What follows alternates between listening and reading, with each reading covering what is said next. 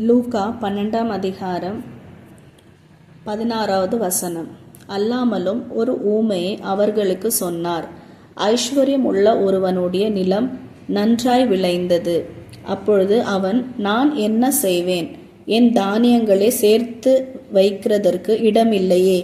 நான் ஒன்று செய்வேன், என் களஞ்சியங்களை இடித்து பெரிதாக கட்டி எனக்கு விளைந்த தானியத்தையும் என் பொருள்களையும் அங்கே சேர்த்து வைத்து, பின்பு ஆத்துமாவே, உனக்காக அநேக வருஷங்களுக்கு அநேக பொருள்களையும் சேர்த்து வைக்கப்பட்டு இருக்கிறது. நீ இளைப்பாரி புசித்து குடித்து பூரிப்பாய் இரு என்று என் ஆத்துமாவோடே சொல்லுவேன் என்று தனக்குள்ளே சிந்தித்து சொல்லி கொண்டான்.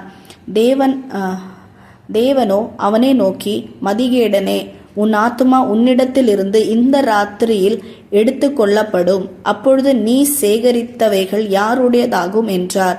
தேவனிடத்தில் ஐஸ்வர்யவானாய் இராமல் தனக்காகவே பொக்கிஷங்களை சேர்த்து வைக்கிறவன் இப்படியே இருக்கிறான் என்றான்.